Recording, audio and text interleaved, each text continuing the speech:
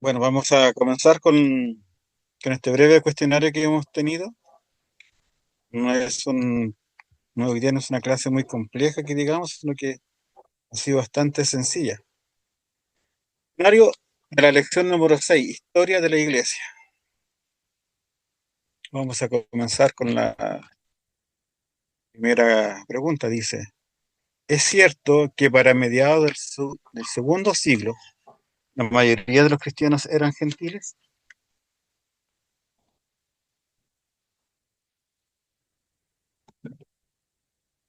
Ofrezco la palabra antes de que pregunte a algún hermano.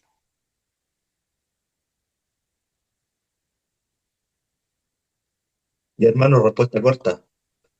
Sí.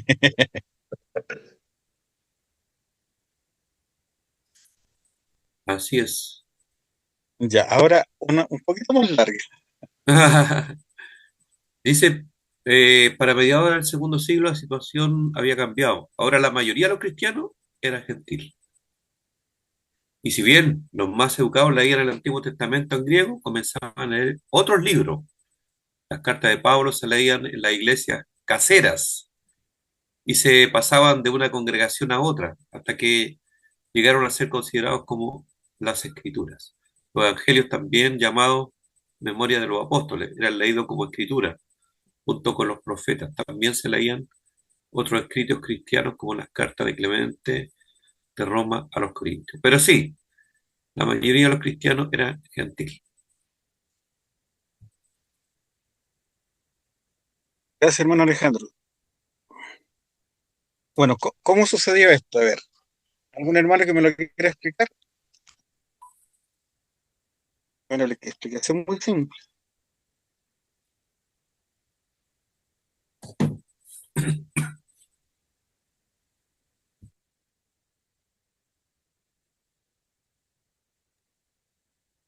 Bueno, Din, Los, los judíos rechazaron el cristianismo y ahí se conjugan el esto, resto de los factores que tiene que ver con la lengua, con la paz romana, con la cultura griega, qué sé yo, la religión judía y todo lo demás, después la iglesia en casa, y todo eso hizo que en definitiva se fuera compartiendo desde lugares pequeños, en el día a día, se compartiera el evangelio.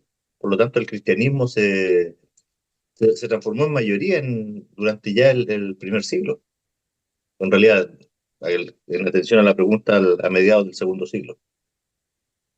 claro, gracias, no, bueno, es así como ocurre. Recuerde que cuando comienza el cristianismo, para los judíos, el cristianismo, como nosotros lo conocemos, es una rama más de las tantas que tiene el judaísmo. Mm. Y con el transcurso del tiempo fueron declarados como una secta. Y eso hace que los judíos rechacen el cristianismo por no reconocer a Jesucristo como el Mesías, como el Salvador del mundo. Y esta separación que hacen que hacen los judíos del cristianismo va a terminar con el cristianismo como una religión proscrita, ¿cierto? Lejos de la ley, fuera de la ley. Y esto hace que los cristianos empiecen, como decía nuestro hermano Dinko, en el lugar donde quiera que se encontraban, predicaban. De hecho, antes de que fueran llamados cristianos, se les decía a los del camino, porque ellos con quien se topaban hablaban del Evangelio. Le hablaban a todos de Cristo, pero eso decía, me topé con alguien en el camino. O sea, ellos no desabrochaban la oportunidad. Y este peregrinar, ¿cierto? Con los viajes misioneros de Pablo, y no solamente el apóstol Pablo, que siempre nos quedamos con los viajes misioneros de Pablo, que son los que salen en el libro de Hechos. Hay otros como Pedro que fue a Babilonia y muchos otros apóstoles que fueron a diferentes lugares. El cristianismo fue avanzando y sin olvidar la manifestación del Espíritu Santo en el libro de Hechos, capítulo 2, donde habían por lo menos, Lucas relata 15 localidades diferentes que en el fondo están más allá, en algunos casos como los medios, los persas y los elamitas, están más allá de los límites del Imperio Romano, que fueron tocados y cambiados por el poder del Espíritu Santo. Entonces, rápidamente, el cristianismo rompió la barrera que el Señor que los judíos tenían, dando cumplimiento a lo que el Señor Jesucristo dijo en Hechos 1, me seréis testigos, ¿cierto? Que una vez que reciben el poder del Espíritu Santo, ellos irían a ser testigos en Jerusalén, Judea, Samaria y hasta lo último de la tierra. es lo que estamos viendo, cómo el Evangelio empieza a expandirse, y esta expansión va a traer como consecuencia, ¿cierto? La mayoría de los cristianos que se convierten ya eran gentiles. Pastor, Gracias, hermanos. Hermano Javier, no, no, es que usted me acordé de algo. Cuando Pablo, ¿se acuerda que siempre cuando leía, llevando el Evangelio también, iba a la sinagoga, ¿se acuerdan? Los días sábados. eh, exactamente. Y me acordé que ahí había tres grupos dentro de la sinagoga, no había uno solo. Estaban los judíos en sí, ¿no es cierto? Eh, Estaban los proselitos también y estaban los amados de Dios, que eran gentiles, pero que tienen cercanía con el pueblo judío, eran amados de Dios. Y me acuerdo aparte de la escritura que habla, ¿no es cierto?, que dice cuando Pablo exhortaba, ¿no es cierto?, sobre el Evangelio, sobre Cristo en la sinagoga, después cuando salían, esos gentiles lo buscaban a ellos, no los judíos, esos gentiles, los amados de Dios, lo buscaban a ellos y, dice, y muchos se convirtieron. También fue una de las formas también que el cristianismo fue creciendo, buscando a aquellos amados de Dios, gentiles, que estaban dentro del judaísmo, dentro de la sinagoga. Una acotación. y muy buena acotación, hermano, y realmente es bien cierto lo que usted dice. Gracias. Vámonos a la segunda pregunta. Mencione algunos de los escritos cristianos producidos por los padres apostólicos, no menos de 5.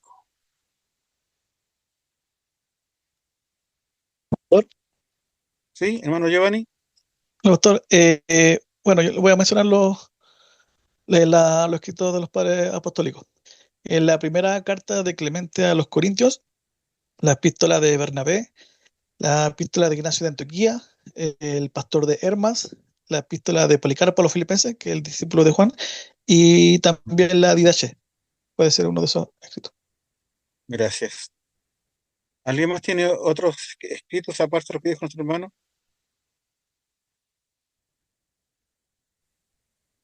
Pastor, Hermana Ida, buenas eh, noches. buenas noches, pastor.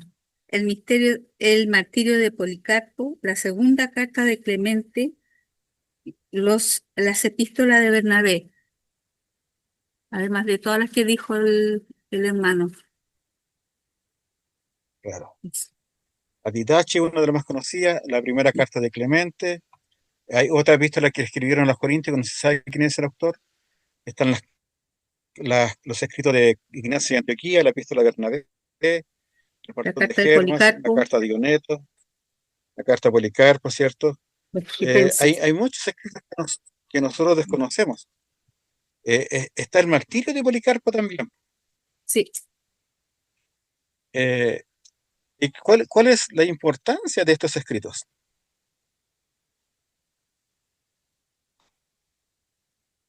¿Cuál es la importancia? y para conservar la fe de los apóstoles en medio de un mundo hostil. Los escritos nos recuerdan la importancia de la utilidad de la palabra de Dios, guardar la unidad del cuerpo de Cristo, vivir una fe santa, sencilla y perseverante. Gracias. Muchas gracias, hermana Aida. Muy clarito. Ahora, estos padres apostólicos tenemos que recordar que fueron cristianos, que el Señor los nombró como líderes, no necesariamente obispos o presbíteros, sino que fueron diferentes líderes que el Señor levantó en diferentes regiones, tanto en África como en Asia, como hacia Roma. Y estos autores cristianos son los que vivieron o recibieron instrucción directa de los apóstoles o enseñanza, o vivieron inmediatamente después de los apóstoles. O sea, estamos hablando de la iglesia de los padres apostólicos, estamos hablando de la iglesia de finales del primer siglo y casi todo el segundo siglo. ¿Y cuál es la relevancia de estos escritos? Que cuando uno los estudia, los lee, por ejemplo, si usted lee el Pastor de Hermas, es muy bueno, uno va a entender cómo era la vivencia del cristianismo primitivo, cuáles eran sus doctrinas y cómo la iglesia primitiva realizaba los cultos, cómo celebraban la cena del Señor, nos va dando a entender cómo era el vivir el día a día de los cristianos. Entonces, también, Práctica. sí, hermano Alejandro, Sí, con respecto a lo mismo, las prácticas de la iglesia permitidas tenía yo acá. claro, No solamente las creencias, sino que las prácticas. claro. Y también nos sirve como de un nexo para poder entender el, cómo el Evangelio de Cristo fue impactando y cambiando vidas. Porque tenemos, por ejemplo, Clemente de Roma, Ignacio de Antioquía, que era la Antioquía de Siria, que era el mismo lugar donde Pablo salió con los viajes misioneros. Esmirna, que era de esa iglesia, cierto, tan famosa, conocida como la iglesia más fiel. Les dije la Ditache, que no sé si ustedes al final la leyeron, que era ese manual que nos sirve para entender lo que era el bautismo y lo que era la comunión de la cena del Señor, y así cada uno de estos. Entonces es interesante. Ojalá ustedes puedan estudiar un poco sobre los padres apostólicos. Y estos padres apostólicos, ¿por qué hicieron estos escritos? Son escritos aproximadamente, como decía, de finales del siglo I hasta casi final del siglo II. eh, Fueron para contrarrestar algunas herejías, para poder hablar de algunas doctrinas. Y generalmente todos estos padres apostólicos escribieron sus escritos en griego. Y como escribían en griego y conocían el griego, la versión bíblica que ellos usaron fue la Septuaginta. Y, y no solamente hay escritos para contrarrestar las herejías, hay himnos, incluso hay algún, no me acuerdo cuál es el libro, el Apocalipsis de Pedro parece que es una escritura apocalíptica. Enseñaban parábolas, hacían reflexiones, análisis de los escritos de los apóstoles. Entonces, es interesante que ojalá, si alguna vez tienen posibilidad de leerlos, hay muchos de esos que están en línea, usted los busca y los pueden leer. Entonces, que sea realmente de bendición.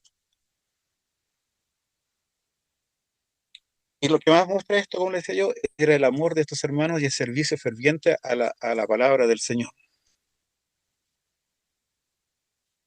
Ahora, vamos a cambiar directamente de la fidelidad de estos padres apostólicos. Vamos a ir a la pregunta 3, que es ya un personaje que se llama Marción. Entonces, la pregunta 3 era: ¿quién era Marción? Y podríamos decir cuáles fueron sus pensamientos o sus doctrinas o ideologías en las cuales creía. Profesor, Hermano Rodrigo, ¿se escucha? y se escucha muy bien. Ay, bueno, lo que tengo yo acá, bueno, un personaje bien particular, un comerciante, vecino de Ponto, dueño de barco, o sea, una flota de barcos, declarado hereje, eh, no fue reconocido obviamente por la iglesia, por algunas autoridades de la época, Policarpo, por ejemplo, eh, que lo terminan repudiando, ¿no? Como hereje, ¿no? Claro. Eh, y él, por lo que tengo entendido, era un admirador de Pablo y de los escritos de Pablo y se atribuía, entre comillas, como cierta interpretación o facultad de poder interpretar esos Sí. escritos paulinos. Ujú. Gracias, hermano Agregar, Rodrigo. agregar, pastor, que Hermana Rosita, le escuchamos. sí, que Calvino lo consideraba uno de los peores enemigos de la Escritura, especialmente por atacar el Antiguo Testamento. Además, Lutero lo llamó como el primer papa de los herejes, por pretender tener autoridad sobre los textos bíblicos. Gracias. Bueno, Marción no fue un personaje que haya aportado mucho a la iglesia, aparte del dinero. Y aquí veo uno de los males que se está hasta en la actualidad, ¿cierto? Que a veces, porque la persona dice ser cristiano y pone su buen capital, muchos hermanos se banderizan por ello. Y no sé si ustedes se han dado cuenta que muchas veces esos hermanos que mientras más aportan, no- y que no son hijos del Señor porque aportan a la iglesia, se creen con la mayor autoridad para poder dirigir los rumbos de la iglesia. Eh, Son los que tienen que dar su opinión, tomar decisiones, y a veces sus enseñanzas están muy, muy alejadas del Señor. Y lo terrible de Marción es que él era hijo de un obispo, era un conocedor de la palabra de Dios. Y aquí vemos el temor de nosotros los padres de criar e instruir a nuestros hijos en el temor de Dios, y no como Pablo dice, o como Pablo dice en Romanos 12:2, que ninguno tenga más alto concepto de sí del que debe de tener. Entonces aquí se juntan dos cosas: una persona que tenía un conocimiento de Dios y que se creía superior por el conocimiento y su inteligencia humana, y segundo, el dinero, porque este hombre aportaba con mucho dinero a las iglesias. Y ese es el cuidado que tenemos que tener nosotros hoy día en estos tiempos, porque Satanás astutamente sigue contagiando y contaminando a la iglesia a través de esas dos cosas: del amor al dinero y, cierto, del creerse autosuficiente o tener la autoridad intelectual y conocimiento intelectual para poder dictaminar las normas de la iglesia. Son los males que lamentablemente han aquejado a la iglesia en toda la historia: dinero y doctrinas cerradas. O sea, como dice Eclesiastés, nada nuevo bajo el sol. Lo que era Nada antes, nuevo. ahora es y será. Y se me olvidaba el tercer punto de Marcián, pues: falsas doctrinas, dinero e inmoralidad. Gracias. ¿Se ve en nuestros días eso? Sí. Todo. Todo eso. Ajá. Solamente que Satanás lo disfraza, lo viste diferente. Mm. No lo muestra igual, pero lo muestra de la misma forma. Eh, Pregunta número 4: ¿qué pensaba Marción?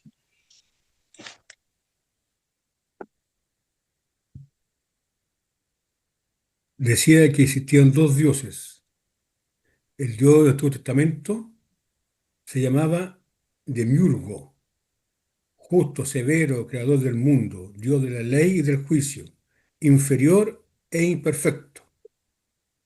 Y existía el Dios del Nuevo Testamento, revelado por Jesús, desconocido hasta la venida de Cristo, Dios del amor, la misericordia y la gracia. No creó el mundo material. Esta oposición entre ambos dioses era el núcleo de su pensamiento. Gracias, hermano Javier. ¿Alguien más quiere aportar a esta definición que nos dio el hermano Javier? ¿Algún otro detalle, otra información? Más. Hermano Alejandro. Eh, a ver, yo tengo acá, rechazó el Antiguo Testamento, consideraba que el Antiguo Testamento no era relevante para los cristianos y lo rechazó como escritura. Mírenlo, ¿ah? Qué patuito. Sí. Canon bíblico, creó su propio canon, que incluía solo una versión editada del Evangelio de Lucas y algunos de la epístola de Pablo. Eliminando referencias del Antiguo Testamento, o sea, nada con el Antiguo Testamento. Eh, Me llama la atención que dice el marcionismo en aquel tiempo tuvo seguidores durante varios siglos. Sí. Mire, poder de convencimiento. Pastor, Escúchame una Aida. negó la verdadera humanidad de Cristo. Enseñaba que Jesús no nació realmente, ni tuvo un cuerpo físico, sino que solo parecía humano. Una herejía Claro. llamada docetismo. Entonces, tío, Como decía nuestro hermano Alejandro y gracias, hermana Aida, la, la, la herejía de Marción, el marcionismo, todavía está hasta nuestros días. Eh, que, a ver, él creía que las escrituras del Antiguo Testamento no eran autoritarias para nosotros. porque esos dos dioses, el del Antiguo y el Nuevo Testamento, eran diferentes. Y para Marción, Jesús, como estamos hablando, Jesucristo era el hijo del Dios del Nuevo Testamento, pero no era el hijo del Dios del Antiguo Testamento. No era el hijo de los hebreos. Entonces, eran dos dioses diferentes, aunque Marción no, recuerda, Marción no negaba al Dios del Antiguo Testamento, solamente decía que eran dos dioses diferentes. Como decía nuestro hermano Javier, el Dios del Antiguo Testamento era Demiurgo. Entonces, era una autoridad secundaria, inferior al Dios supremo revelado en Cristo Jesús. Entonces, ¿qué decía Marción? Que la única revelación del Dios supremo era el Señor Jesucristo, pero que no debería considerar que en Jesucristo se cumplían todas las profecías del Antiguo Testamento, porque era un Dios inferior el que lo había escrito. Entonces, ¿y por qué era esto? Porque Marción era antisionista, antijudío, por eso hoy día se da mucho. Él decía que las profecías del Antiguo Testamento eran las profecías para salvar al pueblo hebreo. Entonces, él decía que Jesucristo era un Dios para todo el mundo y que el Demiurgo era un Dios que había dado profecías para la salvación del pueblo hebreo. Entonces, cuando se le pregunta a Marción, Marción decía que Jesús no era realmente un hombre, sino que parecía ser un hombre. Entonces, ese marcionismo todavía permanece hoy día. ¿Cuántas personas ven a Jesucristo y cuántas enseñanzas ven a Jesucristo como un mero hombre? Cuando Marción es expulsado, ¿cierto?, de la iglesia cristiana en el año 144 en Roma, eh, Marción y sus discípulos empiezan a hablar su enseñanza por todo el Imperio Romano, todas las iglesias, y empieza a cuestionar la autoridad y la autenticidad de varios escritos del Nuevo Testamento. De hecho, él deja 10, si no me equivoco, 10 epístolas de Pablo, elimina muchos evangelios, sobre todo eh, en las cartas o los evangelios donde hacían alusión al pueblo judío, él las borra, las corta, y deja casi la mínima expresión hacia el pueblo judío. Edita el evangelio de Lucas, como decían los hermanos. ¿Para qué? Para que no hubiera conexión entre las epístolas paulinas y el Señor Jesucristo. O sea, entre el Señor Jesucristo, perdón, entre el Señor Jesucristo y el pueblo judío. Y de hecho, como si ustedes bien leyeron, es considerado a Pablo como el único apóstol legítimo. Eh, y nadie más, pues, ni siquiera a los apóstoles que escogió el Señor Jesucristo. Entonces, ¿por qué es importante? Porque va a ser uno de los primeros herejes y apóstatas que va a tener la iglesia y con los cuales va a sufrir bastante. Ese es el marcionismo o lo que hizo Marción. Entonces la salvación para él era por gracia, sin la ley.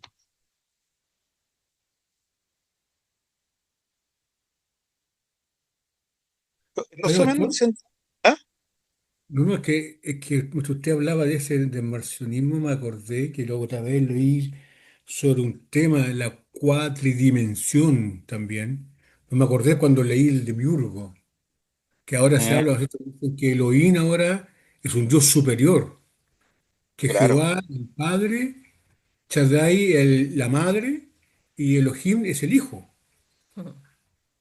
Y en claro. ellos Elohim puso toda su esencia. O sea, ahora se enseña en mucha iglesia ahora en la cuatridimensión, tomando en parte lo que dice Marción, que dividió, ¿no es cierto?, los dos dioses, los separó, hizo separación, y ahora ya vamos en la cuatridimensión. Me llamó la atención en ese tema. Claro. Entonces, ¿qué es lo que va a provocar Marción con todo esto? Que Marción va a provocar y va a remecer a la iglesia. Recuerda que estamos hablando casi de los primeros siglos y todavía el canon no estaba bien definido. Y eso va a provocar que la iglesia ponga más atención a las enseñanzas y a quienes son los que están predicando y sean más celosos en escudriñar la palabra de Dios. Porque Marción lo único que quería era romper con todas las raíces judías. Nada más, pero no quería nada con los judíos. Entonces, ¿qué es lo que va a hacer? Que va a obligar a los líderes de la iglesia a definir con mayor claridad el canon bíblico. Cuando hablamos del canon bíblico, la autenticidad y autoridad del Antiguo Testamento, al igual que la del Nuevo Testamento. Y eso va a provocar que un par de décadas más adelante tengamos el canon del Nuevo Testamento con los 27 libros y lo del 39 del Antiguo Testamento. A veces las cosas malas el Señor sacude a la iglesia para que la iglesia se purifique, para que no nos dejemos estar.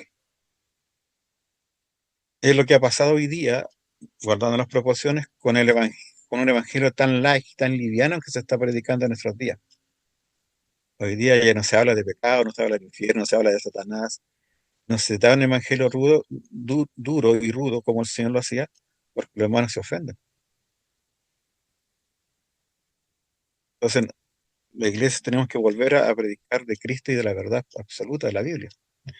Ya, pregunta número 5. ¿Qué libros de la Biblia reconocía Marción como escrituras?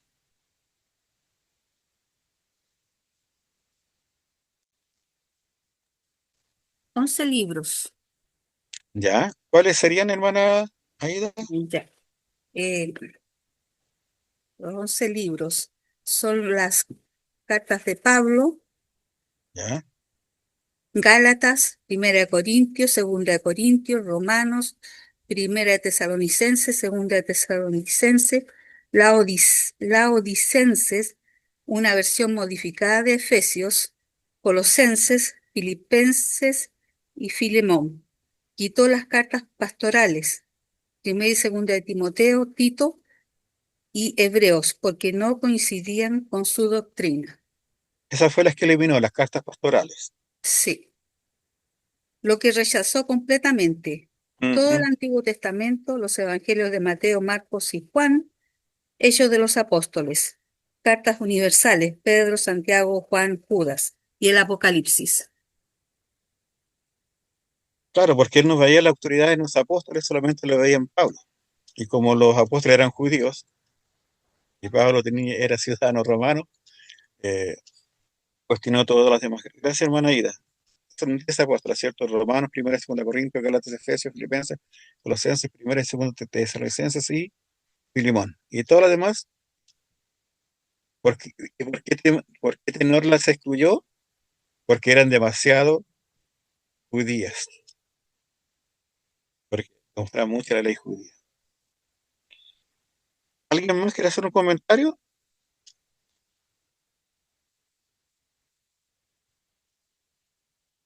Ya. Vamos entonces a la pregunta número 6.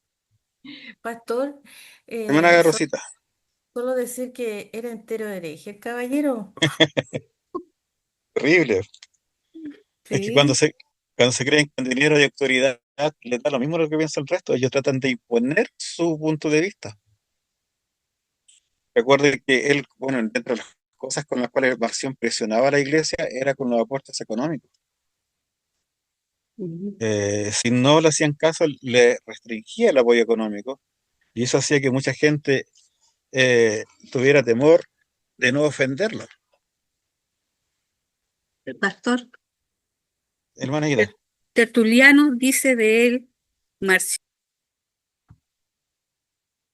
se le apagó el micrófono, hermana Aida, no alcanzaba a escuchar. Solamente está Tertuliano.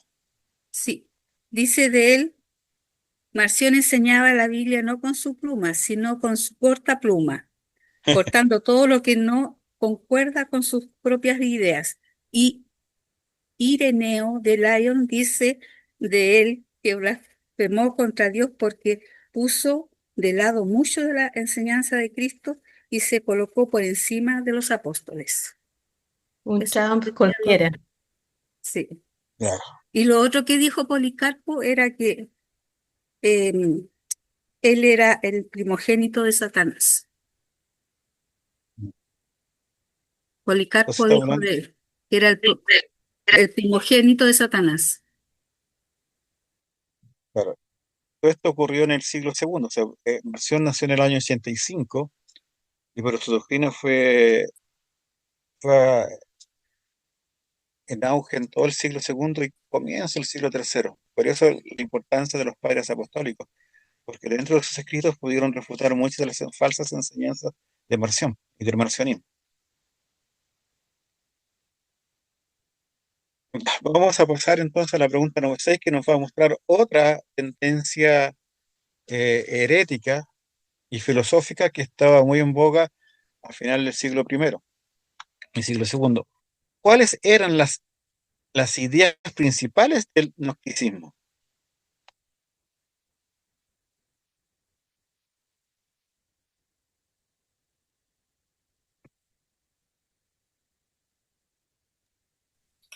Yo tengo como 7 más o menos, Ya, la escuchamos. bastante largo. Bueno, la idea principal es, uno, conocimiento salvador, entre paréntesis, gnosis. La No salvación sé. se alcanza mediante un conocimiento esotérico, gnosis, de la realidad divina y la propia naturaleza espiritual, por la fe o las obras exteriores.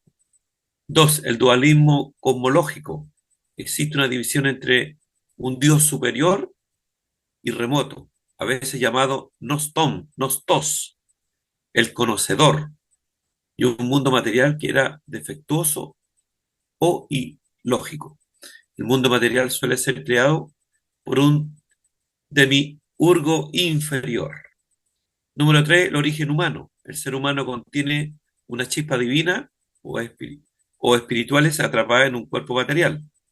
La salvación consiste en liberar esa chispa y reconocer su origen divino. 4, el demiurgo o la creación. Y la creación. Muchas corrientes gnósticas señalaban que el mundo material fue creado por un ser imperfecto o malvado, el demiurgo, distinto del Dios verdadero y trascendente. 5, Jesucristo y la revelación.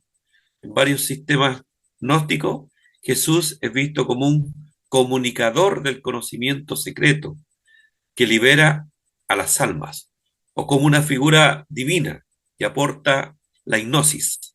Su papel no siempre coincide con la encarnación y crucifixión tal como se entiende en el cristianismo ortodoxo.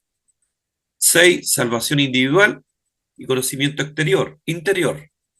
La salvación es personal y depende del despertar del conocimiento interior a través de revelaciones, símbolos y prácticas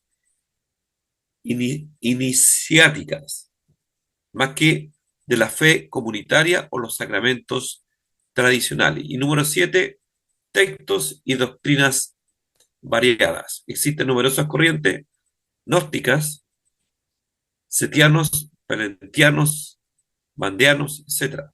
Cada uno con sus propias cosmologías, mitos y escuelas de interpretación.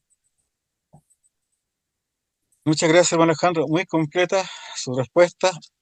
Y se dan cuenta que sigue saliendo el término demiurgo.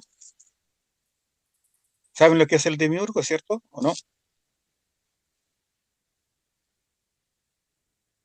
Bueno, el demiurgo, podríamos decirlo que es una palabra que viene del griego y que en el griego platónico, la época de Platón, se usaba para referirse a un artesano o una persona que creaba. De ahí sale la connotación de demiurgo para la parte filosófica, donde se compone, o sea, se le da originalmente a esa persona que es un artesano. Pero Platón toma ese término normal dentro de la comunidad griega y le va a dar un nombre de creador de un ser que es el artífice que le va a dar forma a todo el universo, a todo el cosmos, como ellos decían. ¿Cuál es la diferencia?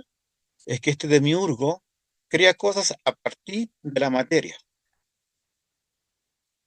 Entonces, este demiurgo va a tener diferentes manifestaciones o definiciones de acuerdo a la corriente filosófica o religiosa en la cual se usa. Pero generalmente cuando se habla de demiurgo, se habla de un dios inferior que tiene la capacidad de poder crear cosas buenas o cosas malas. Por eso cuando se hablaba de Marción, hablaba del Dios del Antiguo Testamento como un Dios inferior, porque solamente era un Dios creador. El Dios supremo, el Dios superior, era Jesucristo, el Dios del Antiguo Testamento, el cual se manifiesta de manera verdadera en Cristo Jesús. Para los gnósticos, existía este Dios del Antiguo Testamento, que era un Dios creador. Cuando hablan de demiurgo, el gnosticismo define y separa las cosas en dos: lo material y lo espiritual. Y para los gnósticos, todo lo espiritual era lo bueno, era lo puro, era lo santo, es lo que te lleva, es el león de la creación que te lleva a la máxima expresión.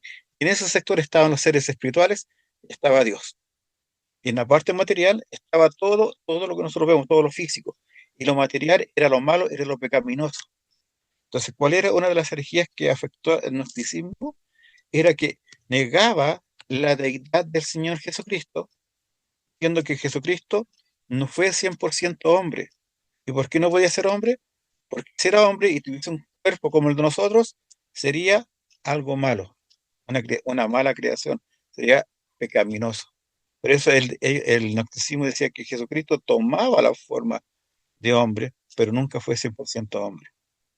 Algo muy similar a lo que nosotros podemos ver en otras religiones. Entonces, por eso cuando sale el Señor Jesucristo, al Señor Jesucristo más que nada, como decía en la definición que dijo el hermano Alejandro, es que se le ve como un comunicador, como una persona que va contando un secreto que no es revelado a todos los cristianos, sino que a un grupo selecto. Si ustedes estudian o han leído la carta del apóstol Pablo a los colosenses, por ejemplo, ahí Pablo ataca, estaban haciendo esta corriente gnóstica, donde algunos hermanos de la iglesia creían tener un conocimiento secreto y ese conocimiento había sido relevado a algunos hermanos de la iglesia que eran superiores al resto de los hermanos. Entonces, como decía en la definición, el conocimiento estaba o sea, la salvación estaba en el conocimiento. Y en ese con un conocimiento que revelaba a algunos pocos, por lo tanto, la salvación no va a depender de tu fe, ni de las obras que tú hagas, sino que va a depender del conocimiento interior o espiritual que pueda surgir en ti a través de esta revelación, a través de un demiurgo. Ese era más o menos el gnosticismo, que después Pablo lo va a combatir en sus cartas, en Primera Juan y también Pablo en algunas cartas. Entonces, el peligro del gnosticismo, resumiendo, era que mezcló ciertos elementos de la filosofía griega, del cristianismo, e incluso muchas filosofías que venían de Oriente Lejano, como del hinduismo, el zoroastrismo y todas esas religiones, hizo un sincretismo.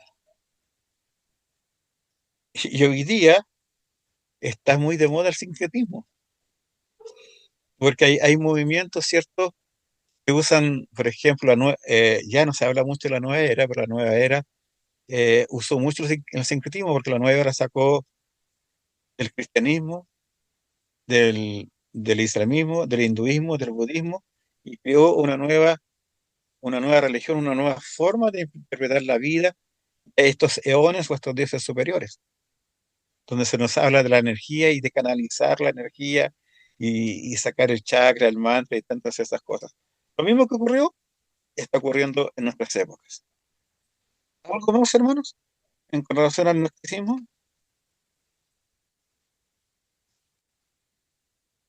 Ya, vamos entonces a la pregunta número 7. Y aquí ya vamos a ver cómo se va a conformar el canon del Nuevo Testamento. Pregunta número 7. ¿Cuál era la condición establecida para incluir un libro en las escrituras cristianas? Estamos hablando cuando se incluye el libro para que forme parte del canon. Mm. Pastor, Le escucho, hermano César, y después buenas el hermano noches. Rodrigo. La condición principal establecida por la Iglesia primitiva para incluir un libro en las escrituras fue la autoría apostólica, ya sea directa o indirecta. La autoría apostólica, el libro debía ser escrito por un apóstol o por alguien estrechamente vinculado a un apóstol. Ahí tenemos unos ejemplos de, por ejemplo, Marcos, considerado discípulo de Pedro, ¿no es cierto? Y Lucas, colaborador cercano de Pablo.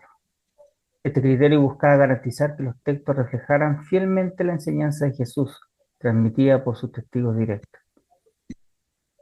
Aunque hubo algunos debates sobre algunos libros como Hebreos, Segunda de Pedro y Santiago, hacia fines del periodo primitivo se consolidó el canon ampliamente aceptado de 27 libros. Eso basta. Gracias. ¿Alguien más quiere opinar? ¿Alguna otra regla que no haya sido puesta?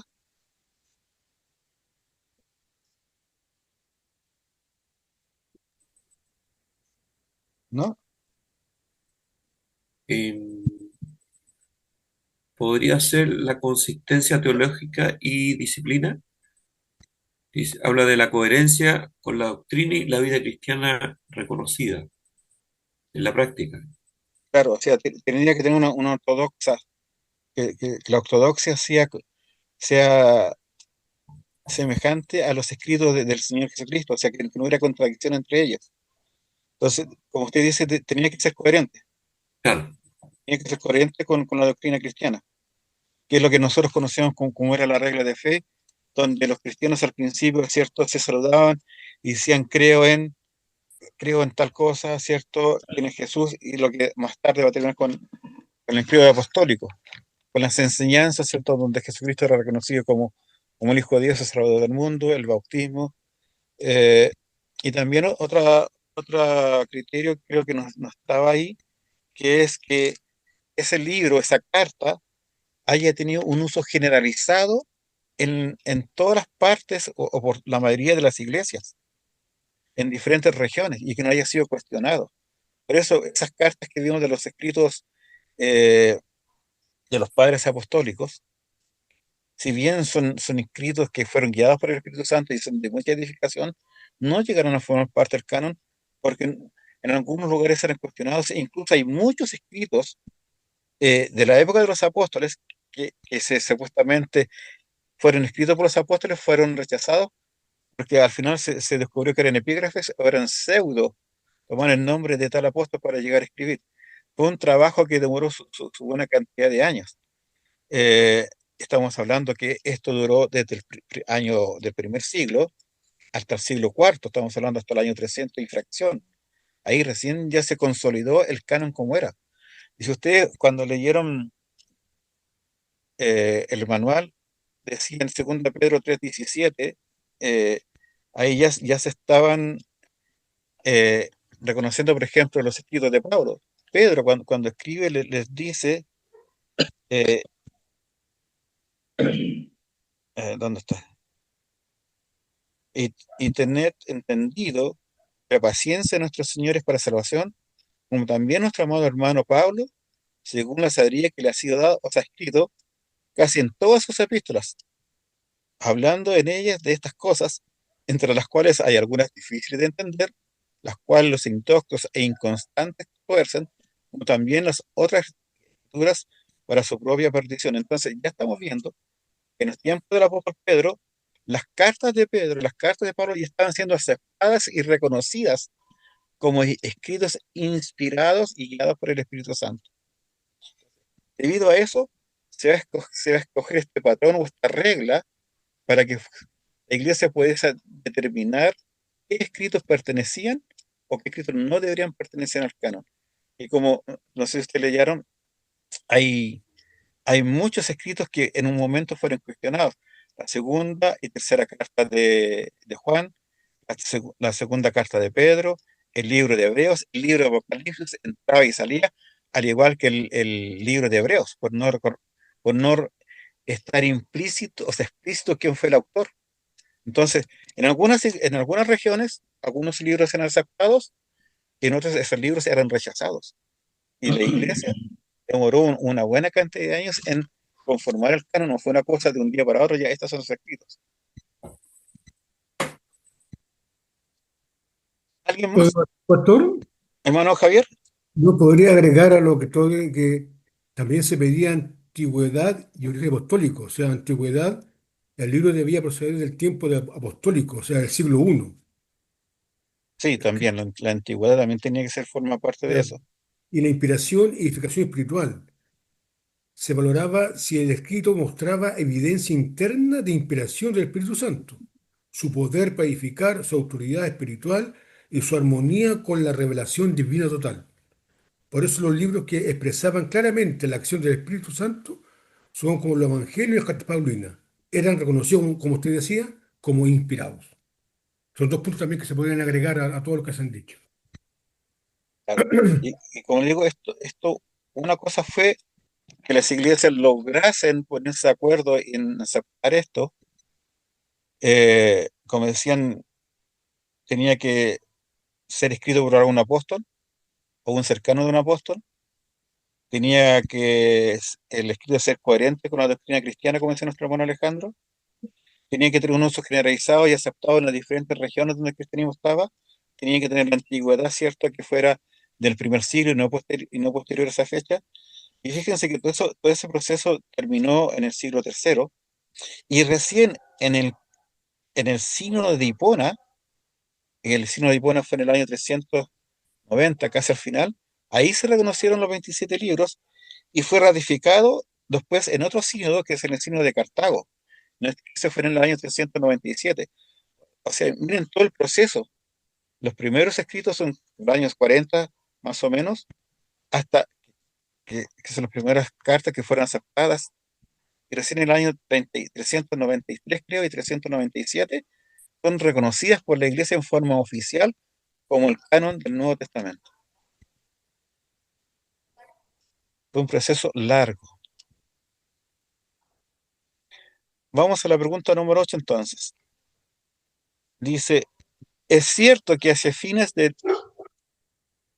Es cierto que hacia fines de este periodo, hacia el año 500, los cristianos reconocían un solo canon neotestamentario?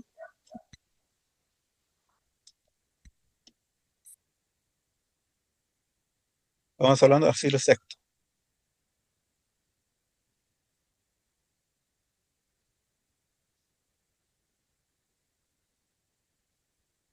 ¿Algún hermano? ¿O respuesta corta, respuesta larga? La respuesta corta la doy yo, sí. Ahora sí, es un poco más explícito, hermano Tim. Es que justo lo estaba dando con la respuesta anterior, porque el Concilio de Hipona, el 393, ya había ratificado los 27 libros del Nuevo Testamento, Ujú. y el de Cartago, el 397. Después, los que tengo yo anotado, el Código Sinaítico, del siglo IV, ya incluyen los libros del Nuevo Testamento, con algunas adiciones, digamos, el Códice Alejandrino también, el Códice Vaticano del siglo IV, con la salvedad que le faltan algunos libros, pero por daño o por pérdida, no porque no los quieran incluir. La Pero Vulgata Latina también. el Códice Vaticano Claro. es uno de los que tiene mayores contradicciones entre todos los manuscritos que tiene. Hay miles de referencias. No es tan fidedigno, pero sí sirve para establecer el canon. Si el canon, no la calidad del texto del canon. Claro, no, o sea, estoy haciendo ese reconocimiento porque la Iglesia Católica se basa mucho en el Códice Vaticano para sus manuscritos y traducciones. La Iglesia Reformada para nada lo toma en cuenta, por todas las contradicciones que tiene entre sí. Pero sí, como usted dice, sirve para reconocer el canon. del Nuevo Claro. Testamento. Diga, hermano Dinko, disculpe por la interrupción.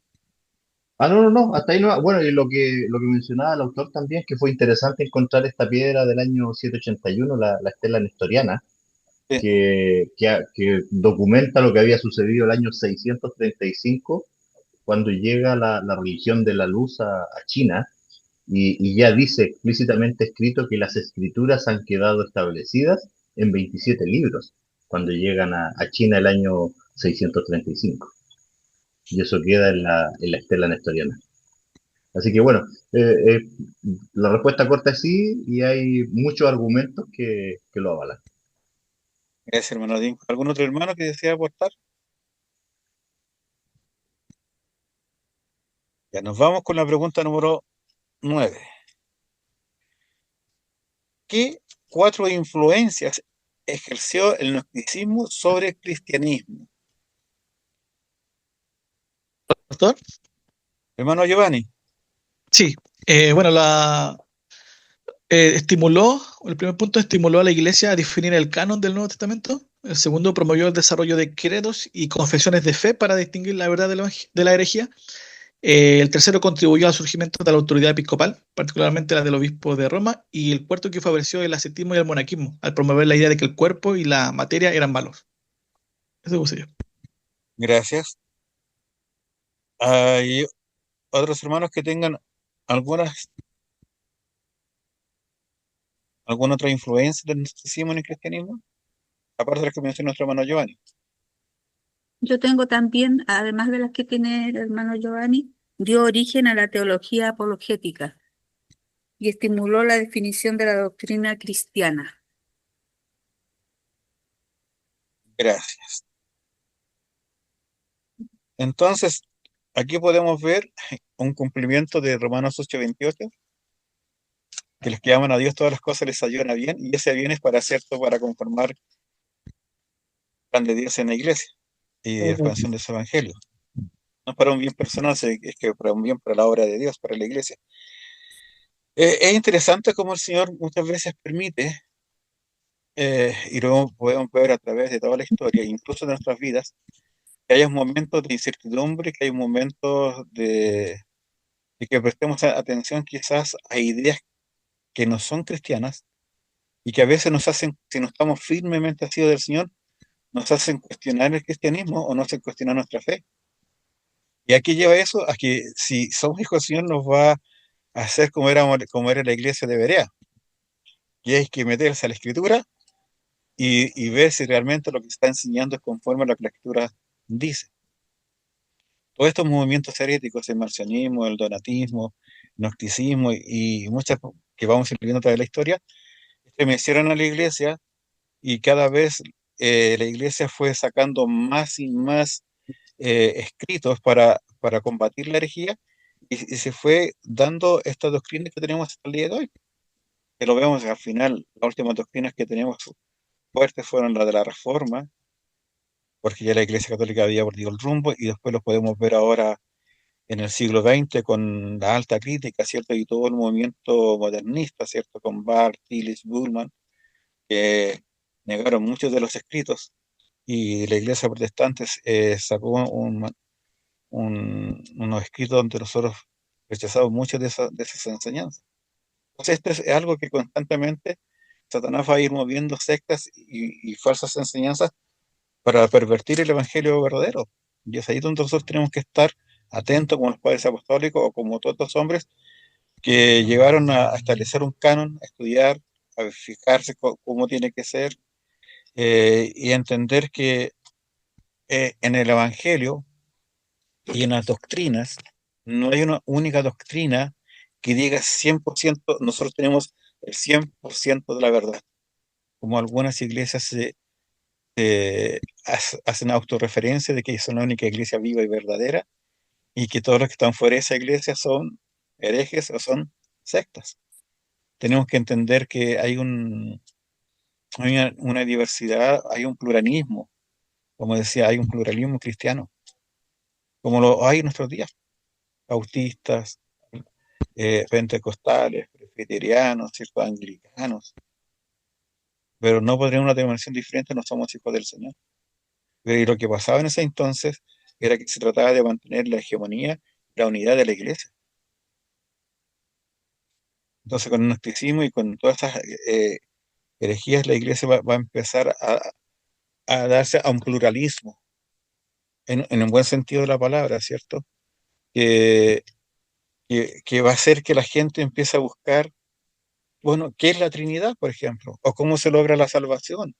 Eh, eh, ¿Cuáles son los libros del canon? ¿Cuál es la autoridad de la Biblia? Y van a empezar a definir a través de la historia eh, el canon en el siglo cuarto, en el credo de los apóstoles, ¿cierto? Y después vamos a llegar con los apologistas, vamos a ver los escritos de Agustín de Hipona, y así pues, vamos a llegar, ¿cierto?, al tiempo de la Reforma con Lutero, con Calvino, con Knox, y hasta nuestros días. Y hasta nuestros días todavía siguen habiendo teólogos, estudiosos que están sacando, ¿cierto?, nuevas definiciones de doctrinas que uno no da por sentado, pero las nuevas generaciones muchas veces las desconocen, porque están siendo infectadas y contaminadas con todas estas herejías que, a pesar de que son de siglos pasados, siguen presentes como el organismo dentro de la iglesia de los testigos de Jehová. Entonces, es bueno que nosotros sepamos eh, discernir lo que se nos está enseñando o lo que estamos leyendo. Pregunta número 10. Menciona 5 contribuciones de Orígenes al cristianismo.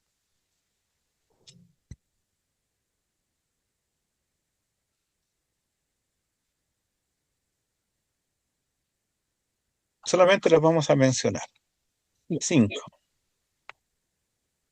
Hermano Los- Javier, hermana Ida, no sé quién, hermana Ida. sí, sí. Promovió el estudio profundo de la Biblia. Creó la Exapla. Fundó una escuela cristiana en Cesarea. Escribió numerosas obras teológicas y apologéticas. Impulsó la idea de la formación espiritual del creyente. Eso tengo yo. Gracias. ¿Algún hermano tiene otra más? Pastor, yo no sé si la hermana Aida, dentro de lo que dijo sobre que desarrolló la interpretación alegórica de la Biblia, que no sé si escuché esa parte. Hermana Aida, ¿puede leerlo de nuevo, su respuesta, por favor? Sí, promovió el estudio profundo de la Biblia. Creó la Exapla. Fundó una escuela cristiana en Cesarea. Escribió numerosas obras teológicas y apologéticas e impulsó la idea de la formación espiritual del creyente. Gracias. No tocó el método alegórico. Y dentro de la exégesis bíblica, el método alegórico no lo menciona. Ah, ya. Sí, claro, uno de esas, el alegórico, y también sentó las bases sobre la teología sistemática cristiana Sí, dentro de esa. gracias, hermano Giovanni. A mí me llama mucho la atención la exapla. Es como lo que nosotros hoy día tenemos la Biblia paralela, que tenemos diferentes versiones y vamos comparando. La exapla fue eso.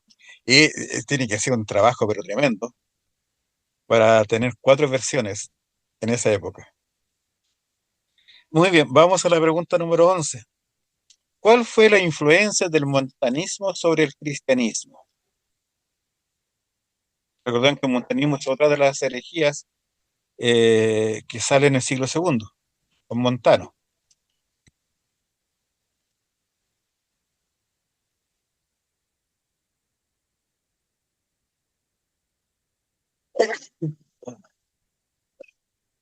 Bien, hermano Rodrigo, o no, no sé.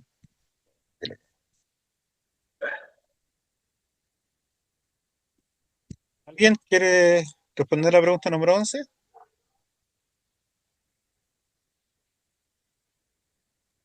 Bueno, yo tengo anotado aquí doctrina y práctica del montanismo, que influenció también. Ellos decían que la profecía del Espíritu Santo seguía revelando nuevas verdades a través del profeta inspirado. Cristología ortodoxa en esencia aceptaban la divinidad de Cristo, pero enfatizaban la acción directa del Espíritu. En la escatología ellos esperaban la venida inminente de Cristo y la Nueva Jerusalén en Frigia. Me suena algo hoy día.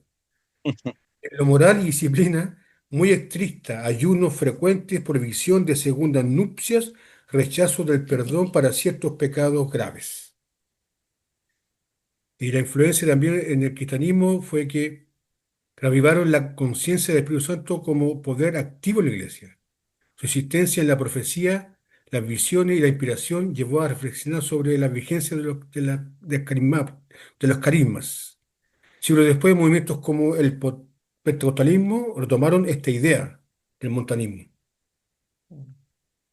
Montano sostuvo que el Espíritu Santo podía hablar directamente a cualquier creyente, incluso por encima del obispo. Y la influencia escatológica que vamos a resumir, su fuerte esperanza en la inminente venida de Cristo. Mantuvo vivo el tema de la inspiración escatológica. Eso es lo que puedo aportar. Claro, y la otra cosa que hicieron los hermanos Rodrigo, Tengo acá, perdón, ejerció una influencia purificadora sobre el clero y distinguió por primera vez entre pecados mortales, que no tienen perdón, y pecados veniales, y preparó el camino para el movimiento monástico. sí.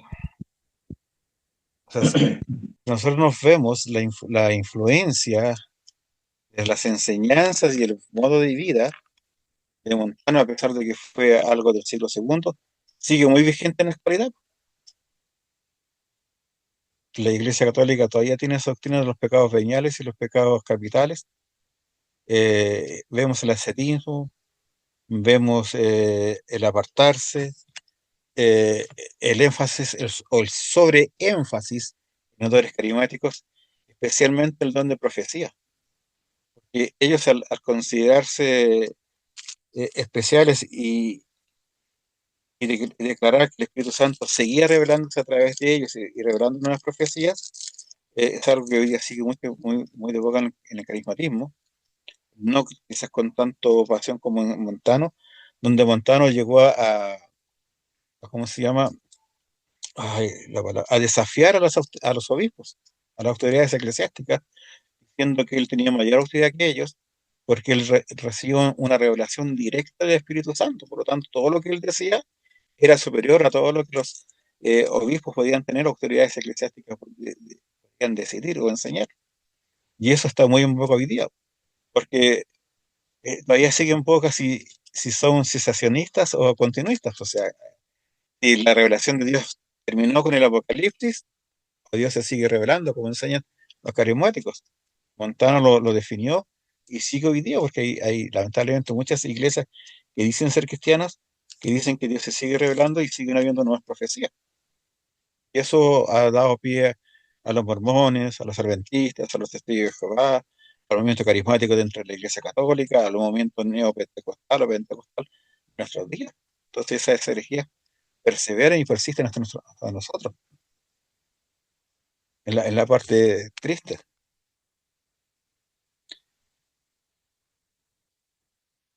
¿Algo más?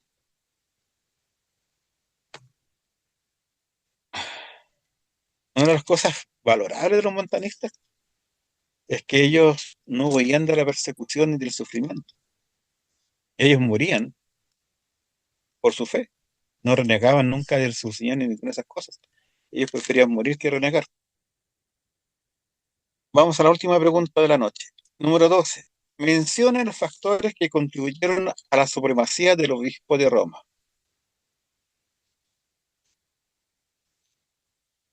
al Papa de Roma.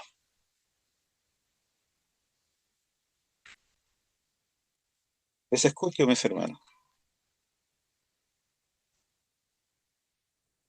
Yo tengo que el falso fundamento bíblico que usan para argumentar que Pedro recibe la autoridad es uno de ellos. Y voy a hacer una síntesis para que no hagamos vigilia.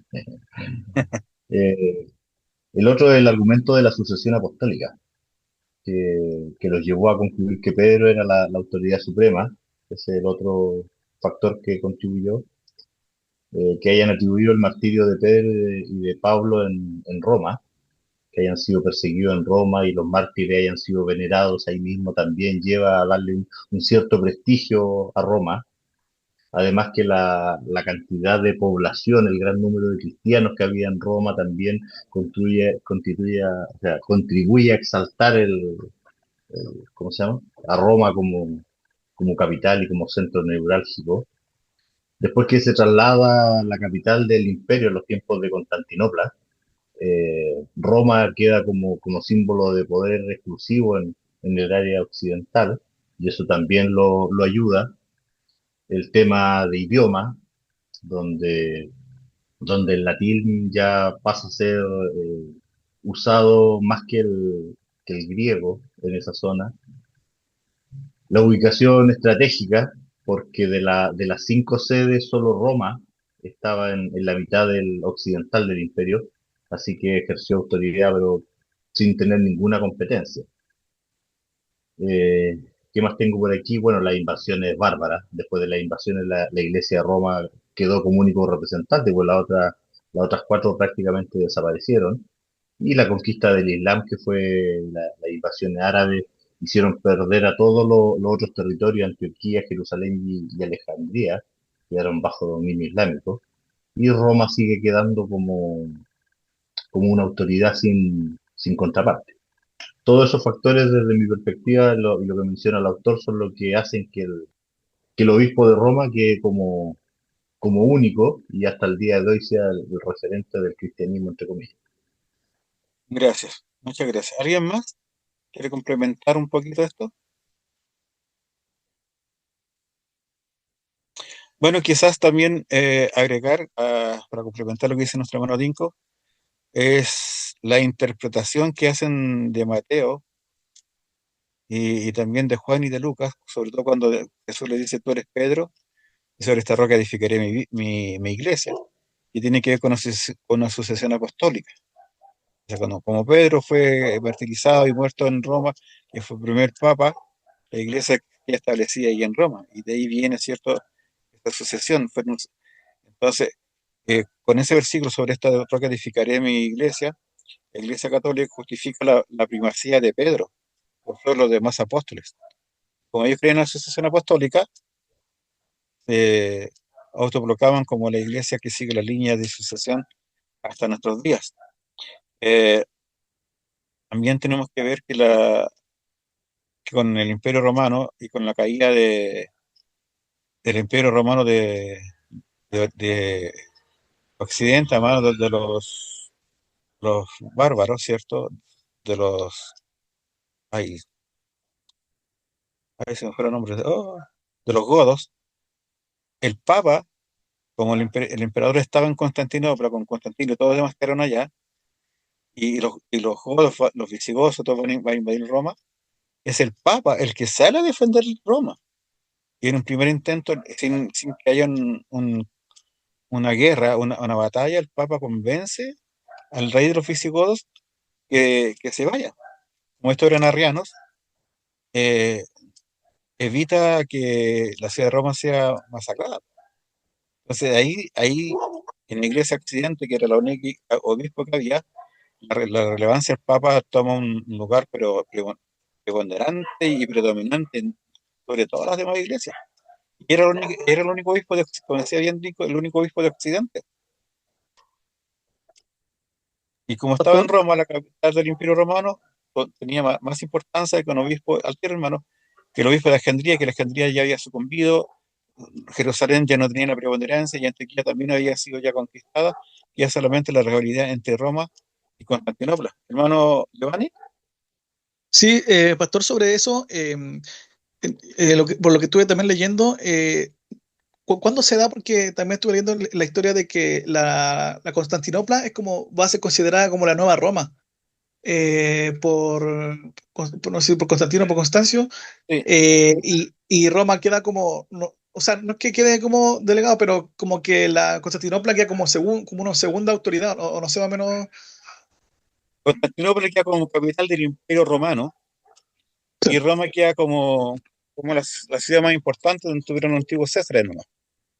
Y eso va a provocar una cierta rivalidad entre, y al final el desarrollo eclesiástico y político es que esa realidad no se termina.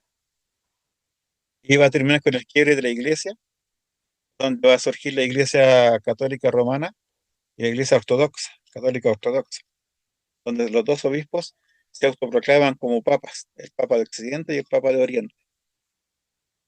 Y Roma va a perder, ¿cierto?, esa autoridad imperial del emperador, pero más adelante va a surgir con Carlomagno y con todos los otros emperadores, pero ya con otra visión, con el Imperio Romano de Occidente, no con el Imperio Romano de Oriente, que sucumbe con los ataques de los árabes y más adelante con los musulmanes.